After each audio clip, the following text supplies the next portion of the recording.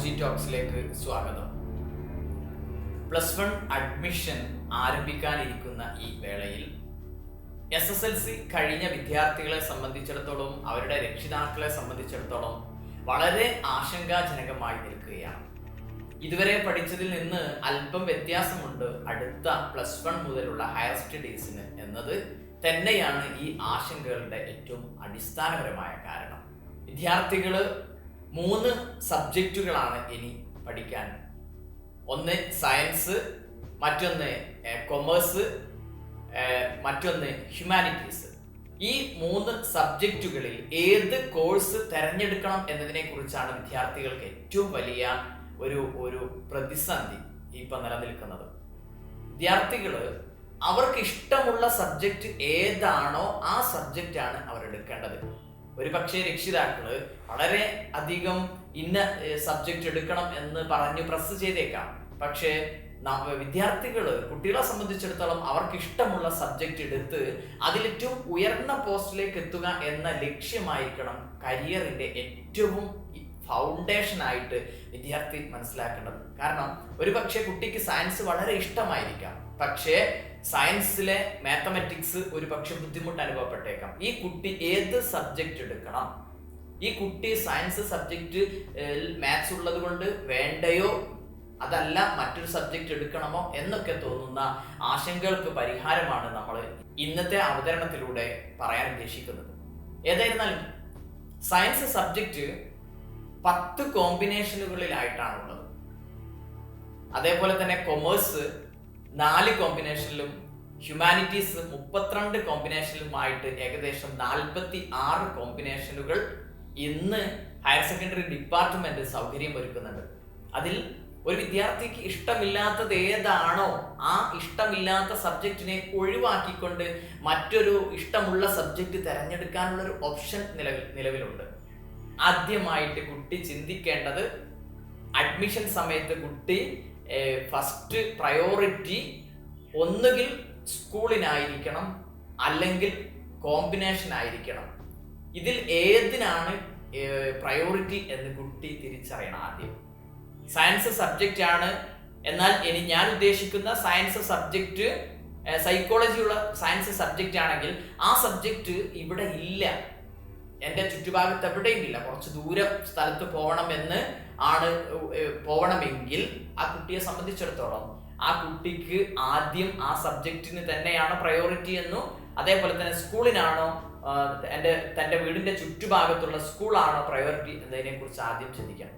എന്നിട്ട് പ്രയോറിറ്റിക്ക് അനുസരിച്ച് കൊണ്ടായിരിക്കണം. ചില കുട്ടികൾക്ക് സയൻസ് സബ്ജക്റ്റ് അല്ലെ കൊമേഴ്സ് സബ്ജക്റ്റ് അല്ലെ ഹ്യൂമാനിറ്റീസ് സബ്ജക്റ്റിന് പ്രയോറിറ്റി ഉണ്ടായിരിക്കും.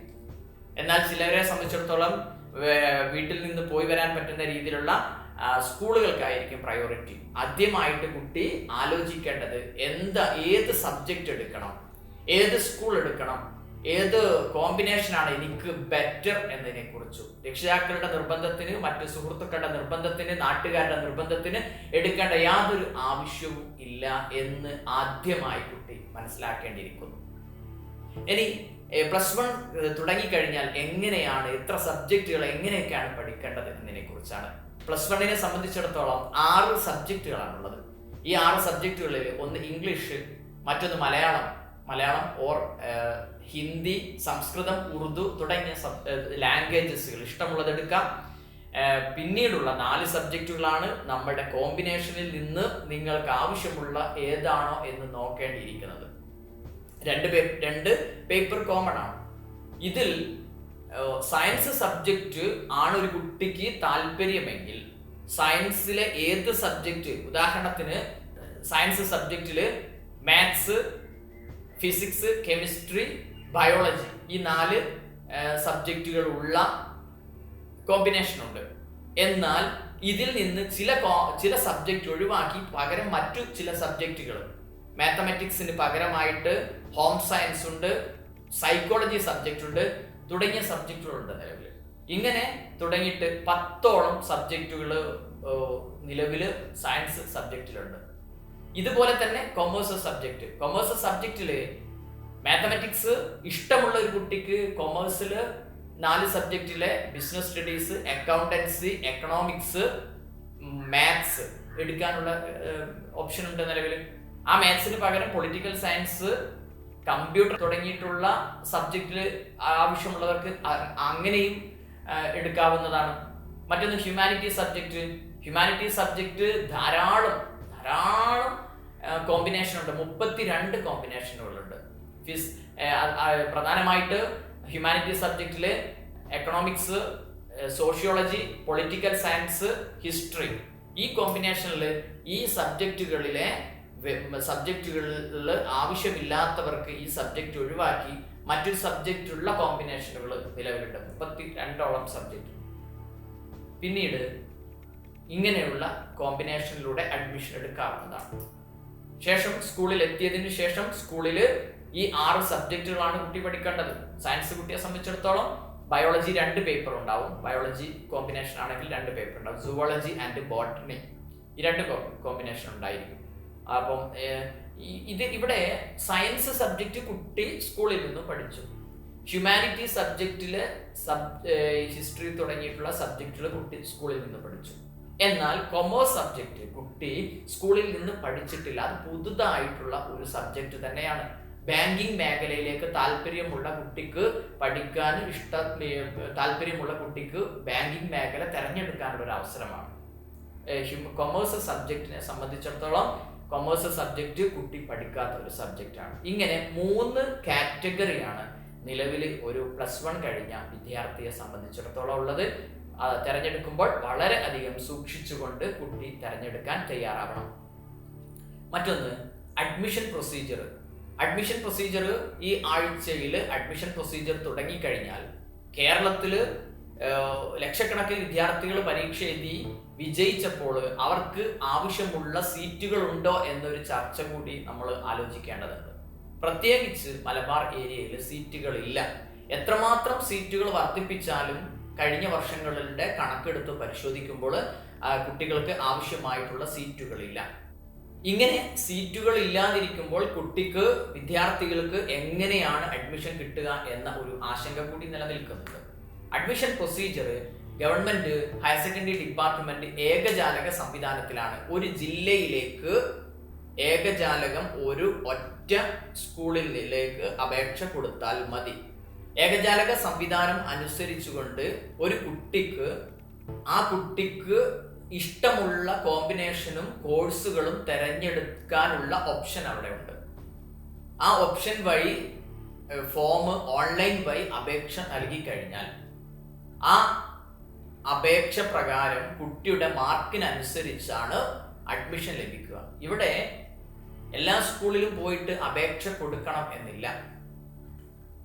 ജില്ലയിലെ സ്കൂളുകൾ ലഭിക്കുന്നതിന് വേണ്ടി ഒരു ജില്ലയിൽ ഒരു അപേക്ഷ കൊടുക്കാം. മറ്റൊരു ജില്ലയിൽ ലഭിക്കണമെങ്കിൽ മറ്റൊരു ജില്ലയിൽ എക്സ്ട്രാ വേറൊരു അപേക്ഷ കൂടി ഇതേപോലെ ഓൺലൈൻ സംവിധാനം അനുസരിച്ച് കൊടുക്കേണ്ടതുണ്ട്. ഏകജാലക വഴിയാണ് ഈ വർഷത്തെ അല്ലെങ്കിൽ മുൻ വർഷങ്ങളിലും ഏകജാലക അപേക്ഷകൾ വഴിയാണ്. മറ്റൊരു കാര്യം, എന്തൊക്കെ തരം അഡ്മിഷൻ പ്രൊസീജിയറാണ് നിലനിൽക്കുന്നത്? ഒന്ന് ഏകജാലക വഴി, മറ്റൊന്ന് സ്പോർട്സിൽ മികവ് ലഭിച്ച കുട്ടികൾക്ക് സ്പോർട്സ് വഴിയുള്ള അഡ്മിഷൻ അഥവാ സ്പോർട്സ് കോട്ട അഡ്മിഷൻ. മറ്റൊന്ന് കമ്മ്യൂണിറ്റി എന്ന് പറഞ്ഞാൽ എയ്ഡഡ് സ്കൂളുകളിൽ ആ സ്കൂളിന്റെ മാനേജ്മെന്റ് പ്രതിനിധാനം ചെയ്യുന്ന കമ്മ്യൂണിറ്റിക്ക് റിസർവ് ചെയ്ത സീറ്റുകളിലേക്കുള്ള അഡ്മിഷൻ കമ്മ്യൂണിറ്റി ഫോം വാങ്ങിക്കൊണ്ട് അപേക്ഷ കൊടുക്കേണ്ടതുണ്ട്. അത് ഓരോ സ്കൂളുകളിലും വ്യത്യസ്തമായ രീതിയിൽ തന്നെയാണ്. ഗവൺമെന്റ് സ്കൂളിൽ കമ്മ്യൂണിറ്റിക്കുള്ള കോട്ടയില്ല, മറിച്ച് എയ്ഡഡ് സ്കൂളുകളിൽ അപേക്ഷകൾ അതാത് സ്കൂളിൽ നിന്ന് ഫോം വാങ്ങി അവിടെ തന്നെ കൊടുക്കുന്ന രീതിയാണ് അഡ്മിഷൻ പ്രൊസീജിയർ ആ കമ്മ്യൂണിറ്റിക്കുള്ളത്.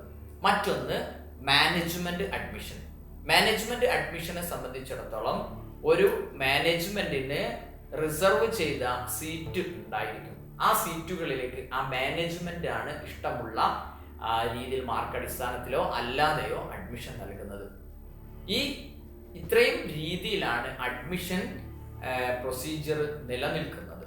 വിദ്യാർത്ഥികൾ ഈ അഡ്മിഷൻ തുടങ്ങുന്ന സമയത്ത് പ്രത്യേകിച്ച് ഈ മേഖലകളിൽ ഒന്ന് ഏകജാലക സംവിധാനത്തിൽ അപേക്ഷകൾ കൊടുക്കണം. അതേപോലെ തന്നെ റിസർവ്ഡ് കാൻഡിഡേറ്റ്സിന് കമ്മ്യൂണിറ്റി ലെവലിൽ കൊടുക്കാം, മാനേജ്മെന്റ് സീറ്റുകൾക്ക് അപേക്ഷകൾ കൊടുക്കാം. ഇത്തരത്തിലുള്ള വിദ്യാർത്ഥികളാണ്. ഇനി സ്പോർട്സിൽ മികവ് നേടിയ കുട്ടികൾക്ക് ജില്ലാ സ്പോർട്സ് കൗൺസിൽ രജിസ്റ്റർ ചെയ്ത പ്രകാരമുള്ള ഒരു അഡ്മിഷൻ നമ്പർ ലഭിക്കും. അഡ്മിഷന് എളുപ്പത്തിൽ ലഭിക്കുന്നതിനുള്ള ചില മാർഗങ്ങൾ, ചില കുറുക്കുവഴികൾ അന്വേഷിക്കാറുണ്ട് പലപ്പോഴും വിദ്യാർത്ഥികൾ. സത്യത്തില് അഡ്മിഷന് അപേക്ഷ നൽകുന്ന സമയത്ത് ചില കരുതലുകൾ മാത്രമേ ആവശ്യമുള്ളൂ. ഈ കരുതലുകൾ വളരെ ലളിതമായിട്ട് നിങ്ങൾ ഉദ്ദേശിച്ച കോമ്പിനേഷന് അല്ലെങ്കിൽ ഉദ്ദേശിച്ച സ്കൂൾ ലഭിക്കാൻ വേണ്ടിയിട്ട് തയ്യാറായിരിക്കും. പ്രധാനമായിട്ട് ഫുള്ള് A+ ലഭിച്ച ഒരു കുട്ടിയാണ്, എനിക്ക് എൻ്റെ വീടിന് തൊട്ടടുത്ത സ്കൂളിൽ തന്നെ അഡ്മിഷൻ കിട്ടും എന്ന ധാരണ തിരുത്തുക ആദ്യമായി വേണ്ടത്. മറിച്ച് ആ കുട്ടിയുടെ മികവ് കാണിക്കുന്ന സർട്ടിഫിക്കറ്റുകൾ കൂടി സ്വായത്തമാക്കിക്കൊണ്ട് അതുകൂടി അപേക്ഷയിൽ എൻട്രി ചെയ്യാൻ വിട്ടുപോകരുത്. NCC, സ്കൗട്ട് തുടങ്ങിയവയുടെ രാജ്യ പുരസ്കാർ, നീന്തൽ അറിയാം എന്നതിനെ കുറിച്ച് മുനിസിപ്പാലിറ്റിയോ പഞ്ചായത്തോ നൽകുന്ന പഞ്ചായത്തിന്റെ സ്പോർട്സ് കൗൺസിൽ അംഗീകാരമുള്ള സർട്ടിഫിക്കറ്റ്, കലോത്സവത്തിന് മികവ് നേടിയ കുട്ടികളുടെ സർട്ടിഫിക്കറ്റ്, അതേപോലെ തന്നെ മറ്റു സ്കൂളുകളിലെ ക്ലബ്ബുകളിലെ 3 ക്ലബ്ബുകൾ, ഒരു വിദ്യാർത്ഥി 3 ക്ലബ്ബുകളിൽ പങ്കെടുത്തിട്ടുണ്ടെങ്കിൽ ആ ക്ലബ്ബുകളുടെ സർട്ടിഫിക്കറ്റ് തുടങ്ങിയ സർട്ടിഫിക്കറ്റുകൾ ആദ്യത്തിൽ തന്നെ നമ്മൾ കയ്യിൽ സൂക്ഷിക്കുകയും അതിന്റെ കോപ്പി നമ്മൾ അപേക്ഷ കൊടുക്കുന്ന സമയത്ത് അപേക്ഷയോടൊപ്പം വെക്കുകയും അതോടൊപ്പം ഓൺലൈൻ രജിസ്ട്രേഷൻ നടത്തുന്ന സമയത്ത് ഈ ക്ലബ്ബുകളുടെയും ഈ പറയപ്പെട്ട കാര്യങ്ങളുടെയും ഒക്കെ ബോക്സിൽ ടിക്ക് ചെയ്യാൻ മറന്നു പോവുകയും ചെയ്യരുത്. മറ്റൊന്ന്, സയൻസ് ആവശ്യമുള്ള കുട്ടിയാണ്, അത്യാവശ്യം മാർക്കുമുണ്ട് എന്ന് കരുതി സയൻസ് ഉള്ള കോമ്പിനേഷനിലുള്ള സ്കൂളുകൾ മാത്രം അപേക്ഷ കൊടുക്കരുത്. മറിച്ച് ഇവിടെയാണ് നമ്മൾ ശ്രദ്ധിക്കേണ്ടത്, സയൻസ് തന്നെ പഠിക്കണം എന്ന് ഉദ്ദേശിക്കുന്ന കുട്ടിക്ക് പൂർണ്ണമായിട്ട് സയൻസ് കോമ്പിനേഷനുകൾ ആദ്യത്തിൽ കൊടുക്കുക. ശേഷം തൊട്ട് അടുത്തോ വിദൂരത്തോ ഉള്ള ഏതെങ്കിലും മറ്റു കോമ്പിനേഷൻ, ഹ്യൂമാനിറ്റീസോ കൊമേഴ്സോ കോമ്പിനേഷനിൽ കൊടുക്കാവുന്നതാണ്. ഒരു പക്ഷേ ആദ്യ 2 അലോട്ട്മെന്റിലും കുട്ടിക്ക് സയൻസ് ലഭിക്കാതെ കുട്ടിക്ക് ഇഷ്ടമില്ലാത്ത കോഴ്സ് കോമ്പിനേഷനായ മറ്റേതെങ്കിലും കൊമേഴ്സിലോ ഹ്യൂമാനിറ്റീസിലോ ഉള്ള കോമ്പിനേഷനിൽ കിട്ടിക്കഴിഞ്ഞാൽ അവിടെ അഡ്മിഷൻ എടുക്കാവുന്നതാണ്. അവിടെ അഡ്മിഷൻ എടുത്തതിന് ശേഷം ട്രാൻസ്ഫർ എന്ന് പറയുന്ന ഒരു ഓപ്ഷൻ കൂടി ഗവൺമെന്റ് നൽകിയിരിക്കുന്നു. നിങ്ങൾ ഉദ്ദേശിച്ച സ്കൂളിലേക്ക്, നിങ്ങൾ ഉദ്ദേശിച്ച കോമ്പിനേഷനിലേക്ക്, നിങ്ങൾ ആ സ്കൂളിൽ തന്നെ ഉള്ള മറ്റൊരു കോമ്പിനേഷനിലേക്ക് തുടങ്ങിയവയിലേക്കൊക്കെ നമുക്ക് എന്ത് ചെയ്യാം, ട്രാൻസ്ഫർ നൽകാനുള്ള ഓപ്ഷൻ നിലനിൽക്കും. അങ്ങനെ ഒരു ഓപ്ഷൻ കൂടി നിലനിൽക്കും. ഈ ഏകജാലക സംവിധാനത്തിലെ അലോട്ട്മെന്റ് പ്രക്രിയ തുടങ്ങിക്കഴിഞ്ഞാൽ പൂർണ്ണമായിട്ടും ഈ അഡ്മിഷൻ HSCAPലെ ഓൺലൈൻ സംബന്ധിച്ചിട്ടുള്ള വിവരങ്ങൾ വിദ്യാർത്ഥി മനസ്സിലാക്കണം. അതോടൊപ്പം സ്പോർട്സ് കോട്ടയിലേക്കുള്ള അപേക്ഷയുടെ സമയം ഇതിനിടയിൽ തന്നെ, ഈ 2 അലോട്ട്മെന്റിനിടയിൽ തന്നെ, രണ്ടാമത്തെ അലോട്ട്മെന്റിന് ലാസ്റ്റോ അല്ലെങ്കിൽ അടുത്ത അലോട്ട്മെന്റിലോ ആയിക്കൊണ്ട് സ്പോർട്സിന് ഓരോ സ്കൂളുകളിലും ഇത്ര സീറ്റുകൾ എന്ന നിലയിലേക്ക് അലോട്ട്മെന്റ് ലഭിച്ചിരിക്കും. സ്പോർട്സ് കോട്ട പ്രവേശനം മറ്റൊരു ഈ അലോട്ട്മെന്റ് കൂടെ അല്ലാതെ, അല്ലെങ്കിൽ ഒരുപക്ഷെ കൂടെ തന്നെ ആണെങ്കിലും മറ്റൊരു അലോട്ട്മെന്റ് പ്രക്രിയയായിട്ടായിരിക്കും നിലവിലുണ്ടായിരിക്കുക. ആ ഒരു കാര്യങ്ങൾ ശ്രദ്ധിക്കേണ്ടിയിരിക്കുന്നു. മറ്റൊരു കാര്യം, വിദ്യാർത്ഥിയെ സംബന്ധിച്ചിടത്തോളം വിദ്യാർത്ഥിക്ക് 10 സ്കൂളുകൾ കൊടുത്തു കഴിഞ്ഞു, 9ാമത്തെ സ്കൂളാണ് നമുക്ക് ലഭിച്ചത് എന്ന് കരുതുക. എങ്കിൽ 8 സ്കൂളുകൾ നമ്മുടെ മുകളിലെ നമ്മുടെ അപേക്ഷയുണ്ട്. ഈ 8 സ്കൂളുകളിൽ നിങ്ങൾക്ക് ഇഷ്ടമില്ലാത്ത സ്കൂളുകൾ ഉണ്ടെങ്കിൽ അവ നിങ്ങൾക്ക് ക്യാൻസൽ ചെയ്യാവുന്നതാണ്. 8 സ്കൂളുകൾ മുകളിൽ നിൽക്കുമ്പോൾ നിങ്ങൾക്ക് 9ാമത്തെ സ്കൂളിൽ താൽക്കാലികമായ അഡ്മിഷൻ എടുക്കാവുന്നതാണ്. അതുകൊണ്ട് വിദ്യാർത്ഥികൾ വളരെ ലളിതമായ രീതിയിൽ എങ്ങനെ നമുക്ക് അഡ്മിഷൻ ലഭിക്കാം എന്നതാണ് പ്രധാനമായിട്ട് നിങ്ങൾക്ക് ആവശ്യമായിട്ടുള്ള പഠന മികവിന്റെ എല്ലാ രേഖകളും നിങ്ങളുടെ നേരത്തെ പറഞ്ഞ NCC, കലോത്സവം, നീന്തൽ തുടങ്ങിയിട്ടുള്ള അത്തരത്തിലുള്ള എല്ലാ മികവിന്റെയും സർട്ടിഫിക്കറ്റ് വെക്കുക. സയൻസ് സബ്ജക്റ്റ് ഇഷ്ടമുള്ള കുട്ടി സയൻസ് തന്നെ കൊടുക്കുക. ഹ്യൂമാനിറ്റീസ് സബ്ജക്റ്റ് ആണ് കുട്ടിക്ക് ആവശ്യം എങ്കിൽ ആ ഹ്യൂമാനിറ്റീസ് സബ്ജക്റ്റ് തന്നെ കുട്ടി ആദ്യത്തിൽ കൊടുക്കുക. അതേപോലെ നിങ്ങൾക്ക് തീരെ ഇഷ്ടമില്ലാത്തൊരു സ്കൂളാണ് എങ്കിൽ കൂടി നിങ്ങൾ താമസിക്കുന്ന പഞ്ചായത്ത്, മുനിസിപ്പാലിറ്റി ഉൾക്കൊള്ളുന്ന പ്രദേശത്തുള്ള സ്കൂളിന് വെയിറ്റേജ് ഉണ്ടായിരിക്കും. നിങ്ങൾ SSLC വരെ പഠിച്ച സ്കൂളിന് വെയിറ്റേജ് ഉണ്ടായിരിക്കും. വിദ്യാർത്ഥികൾക്ക് ഹ്യൂമാനിറ്റീസ് സബ്ജക്റ്റ് ആണ് ഇഷ്ടമെങ്കിൽ ഹ്യൂമാനിറ്റീസ് സബ്ജക്റ്റ് കൊടുക്കുന്നതോടൊപ്പം അവസാനത്തിൽ ഇഷ്ടമില്ലാത്ത സ്കൂൾ നിങ്ങൾക്ക് അതിൽ കൊടുക്കാം. സയൻസും കൊമേഴ്സും ഇതേപോലെ തന്നെ ആദ്യ സ്ഥലങ്ങളിൽ ആദ്യം വേണ്ടതെല്ലാം പ്രയോറിറ്റി അനുസരിച്ചുകൊണ്ട് തന്നെ നിങ്ങൾക്ക് അപേക്ഷ കൊടുക്കാം. ആ പ്രയോറിറ്റിക്ക് ശേഷം നിങ്ങൾക്ക് ഇഷ്ടമില്ലാത്ത ഒരു കോമ്പിനേഷൻ കൊടുക്കാം. ഉദാഹരണത്തിന് സയൻസ് സബ്ജക്റ്റ് തന്നെയാണെങ്കിൽ ആ സയൻസ് സബ്ജക്റ്റിലെ അവസാനം ഒരു ഹ്യൂമാനിറ്റീസ് സബ്ജക്റ്റ് ഇടാം. ഹ്യൂമാനിറ്റീസ് അഡ്മിഷൻ കിട്ടിയാൽ നിങ്ങൾ പോവണ്ട, മറിച്ച് ഹ്യൂമാനിറ്റീസിലെ താൽക്കാലികമായ അഡ്മിഷൻ അവിടെ എടുത്തുകൊണ്ട് മുകളിലുള്ള ലിസ്റ്റിന് വേണ്ടിയിട്ട് നിങ്ങൾക്ക് അലോട്ട്മെന്റിൽ വെയിറ്റ് ചെയ്യാവുന്നതാണ്. മറ്റൊന്ന്, മാനേജ്മെന്റ് സീറ്റുകൾ അതാത് പ്രദേശത്തുള്ള എയ്ഡഡ് സ്കൂളുകളിലെ മാനേജ്മെന്റ് കമ്മിറ്റിയുമായി ബന്ധപ്പെട്ടുകൊണ്ട് മറ്റൊരു അപേക്ഷ നൽകി അഡ്മിഷൻ എടുക്കാവുന്നതാണ്. അതേപോലെ കമ്മ്യൂണിറ്റി ഏത് മതസ്ഥരാണോ ആ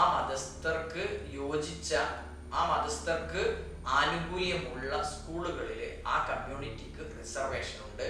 അതിന് പ്രത്യേകമായ അപേക്ഷകൾ കൊടുക്കാവുന്നതാണ്. ഈ തരത്തിലേക്ക് നമ്മൾ വളരെ ലളിതമായ രീതിയിലൂടെ നമുക്ക് ഈ തരത്തിലേക്ക് ഒരു വിദ്യാർത്ഥിക്ക് അഡ്മിഷൻ ലഭിച്ച സ്കൂളിൽ നിന്ന് ട്രാൻസ്ഫർ ചെയ്യാവുന്നതാണ്. ആ വിദ്യാർത്ഥിക്ക് എളുപ്പം അഡ്മിഷൻ കിട്ടാവുന്ന ചില വഴികൾ സൂചിപ്പിക്കാം. ഒന്ന്, കുട്ടിക്ക് ആവശ്യമായിട്ടുള്ള പഠന മികവിന്റെ എല്ലാ രേഖകളും അപേക്ഷ നൽകുമ്പോൾ ടിക്ക് ചെയ്തിട്ടുണ്ടോ എന്ന് ശ്രദ്ധിക്കുക. ആ രേഖയുടെ കോപ്പികൾ നമ്മൾ സ്കൂളുകളിലെ അപേക്ഷ കൊടുക്കേണ്ട സ്കൂളിൽ കൊടുക്കുക.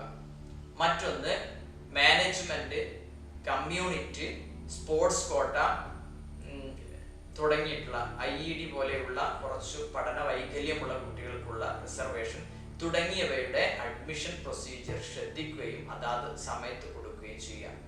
മറ്റൊരു പ്രധാനപ്പെട്ടത്, വിദ്യാർത്ഥികൾക്ക് ഇഷ്ടമില്ലാത്ത കോമ്പിനേഷനുകളും അവസാനം അപേക്ഷയിൽ ഉൾക്കൊള്ളിച്ചതിന് ശേഷം ലഭിച്ച സ്കൂളിൽ നിന്ന് 2 അലോട്ട്മെന്റ് കഴിഞ്ഞതിന് ശേഷം ട്രാൻസ്ഫർ വഴി നിങ്ങൾ ഉദ്ദേശിച്ച സ്കൂളുകളിൽ വേക്കൻസി വരുന്ന പക്ഷം നിങ്ങൾക്ക് അഡ്മിഷൻ ലഭിക്കാവുന്നതാണ്.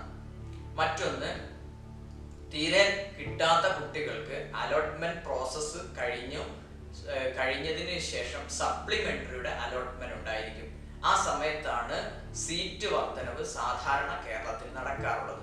സീറ്റ് വർധനവ് നടക്കുന്ന സമയത്ത് അപേക്ഷയിൽ കിട്ടാത്ത കുട്ടികൾക്ക് സീറ്റ് വർധനവ് പ്രകാരമുള്ള സീറ്റിലേക്ക് സപ്ലിമെന്ററിയുടെ അലോട്ട്മെന്റ് ലഭിക്കാറുണ്ട്. ഈ സപ്ലിമെന്ററി അലോട്ട്മെന്റിലും ലഭിക്കാത്ത കുട്ടികൾക്ക് സപ്ലിമെന്ററിയുടെ സെക്കൻഡ് അലോട്ട്മെന്റ് ഉണ്ടായിരിക്കും. ആ അലോട്ട്മെന്റ് വരെ വെയിറ്റ് ചെയ്ത് അതിൽ ലഭിക്കുന്നതാണ്. ആ സമയത്തും കുട്ടിക്ക് സപ്ലിമെന്ററിയുടെ സെക്കൻഡ് അലോട്ട്മെന്റിൽ ലഭിക്കാത്ത കുട്ടികൾക്ക് കുറച്ച് സമയം കൂടി വെയിറ്റ് ചെയ്താൽ സ്പോട്ട് അഡ്മിഷൻ ചില വർഷങ്ങളിൽ കൊടുക്കാറുണ്ട്. ഈ തരത്തിൽ ചില വർഷങ്ങളിൽ കൊടുക്കുന്നത് പോലെ സ്പോട്ട് അഡ്മിഷൻ വഴി കുട്ടികൾക്ക് കയറാവുന്നതാണ്. ഈ തരത്തിൽ വിദ്യാർത്ഥികൾക്ക് യോജിച്ച തരത്തിൽ അഡ്മിഷൻ ലഭിക്കാനുള്ള വഴികൾ, അഡ്മിഷൻ പ്രൊസീജിയർ കഴിയുന്നത് വരെ വിദ്യാർത്ഥി നിർദ്ദേശങ്ങൾ ശ്രദ്ധിക്കേണ്ടിയിരിക്കുന്നു. ഇതെല്ലാം കഴിഞ്ഞതിന് ശേഷമാണ് സാധാരണ രീതിയിൽ പ്രൈവറ്റ്, അതായത് ഓപ്പൺ സ്കൂൾ വഴിയുള്ള അഡ്മിഷൻ ലഭിക്കാറുള്ളത്. ഈ തരത്തിലെ ഉള്ള അഡ്മിഷൻ വിദ്യാർത്ഥികൾ മനസ്സിലാക്കുകയും വിദ്യാർത്ഥികൾക്ക് ഏത് കോഴ്സാണ് ലഭിക്കേണ്ടത്, ഏത് സ്കൂളാണ് ലഭിക്കേണ്ടത് എന്നതിനെക്കുറിച്ച് വ്യക്തമായ ഒരു ബോധത്തോടു കൂടി മുഴുവൻ വിദ്യാർത്ഥികളും അലോട്ട്മെന്റ് പ്രോസസ്സ് വളരെ ശ്രദ്ധാപൂർവം കൈകാര്യം ചെയ്തുകൊണ്ട് ഏറ്റവും അനുയോജ്യമായ സ്കൂളുകൾ നിങ്ങൾ എല്ലാവർക്കും